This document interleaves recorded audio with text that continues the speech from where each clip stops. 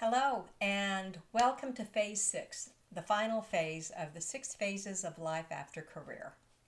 My name is Linnell, and I am the host and the chief cheerleader of the Bold Women Group. Phase 6, fulfillment.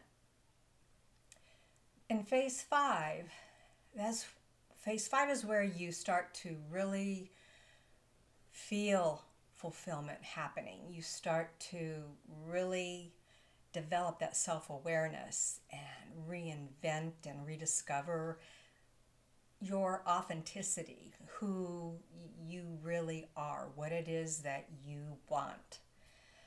And I think that this experience of fulfillment is very much like enlightenment in Buddhism.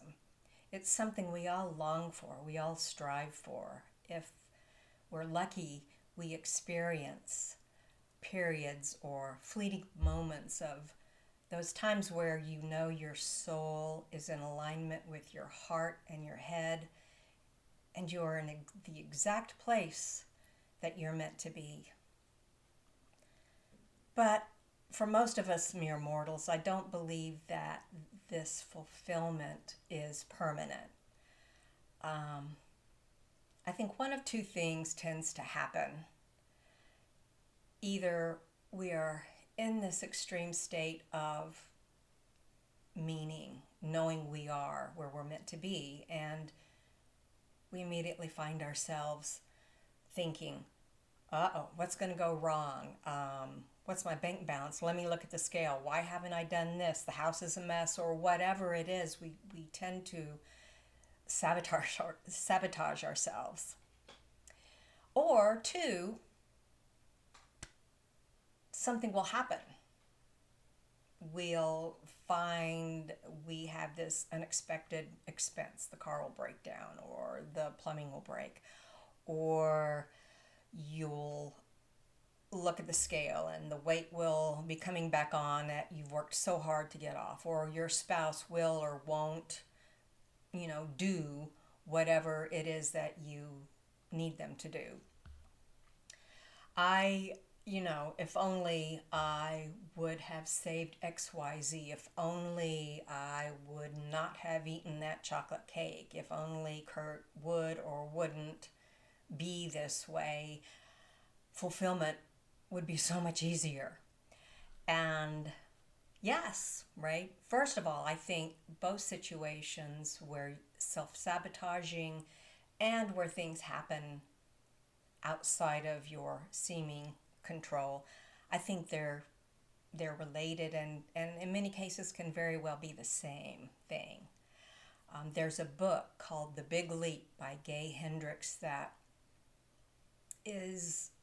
it has been instrumental in the work that I've been doing. I highly recommend it. Gay Hendricks, The Big Leap. It was recommended to me by a mentor, Barry Baumgardner. Highly recommend it. But yes, as long as things are going your way, it is much easier to feel satisfied and complete, right? The sense of accomplishment that you have when you look at the scale and see the numbers, decreasing, or looking at your bank account and seeing the numbers increasing. But chances are that you will gain weight again. Chances are the house is going to get messed up. Chances are the plumbing could go wrong. Chances are your spouse will not change, as in my case.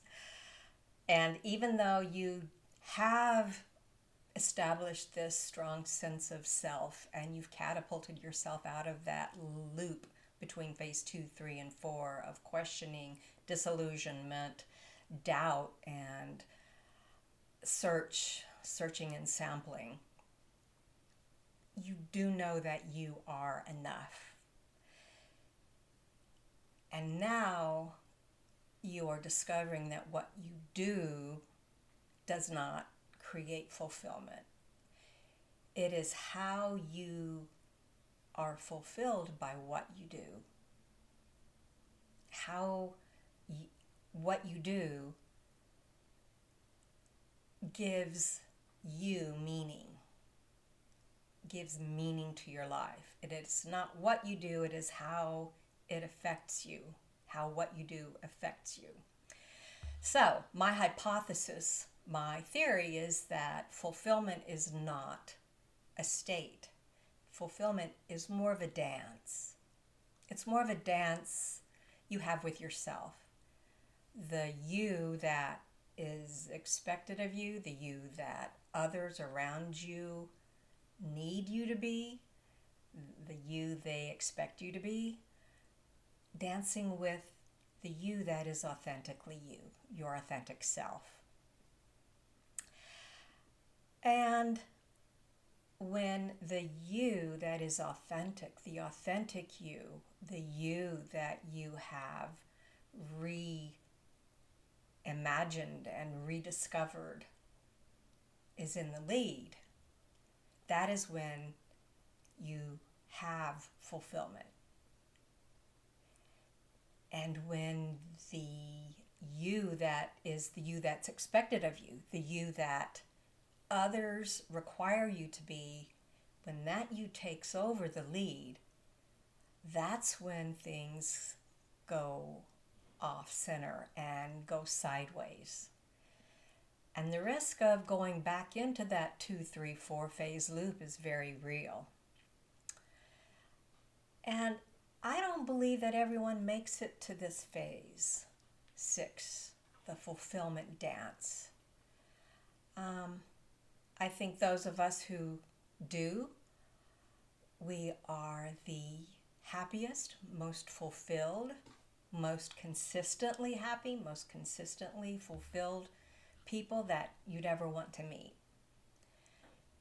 And I think that those who don't make it to phase 6, they don't make it because this is not an easy thing to do.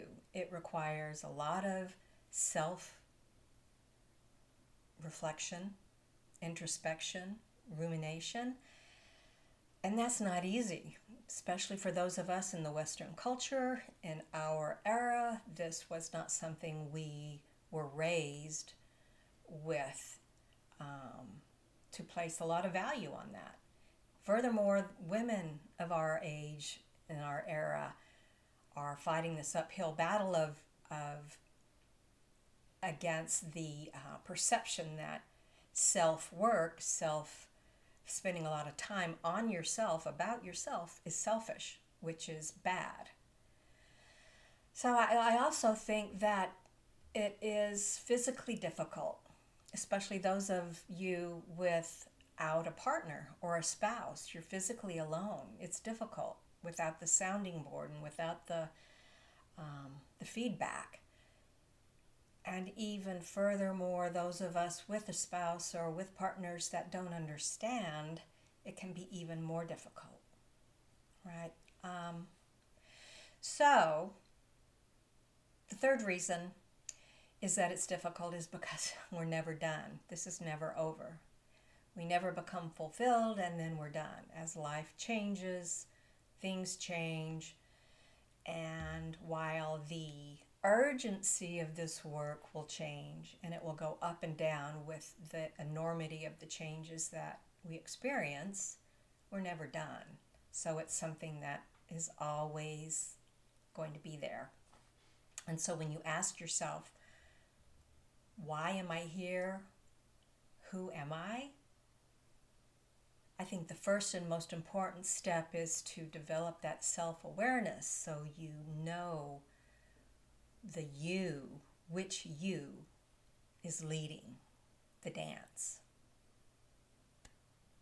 There's a lot more to say and discuss on this topic, and I welcome your feedback and questions.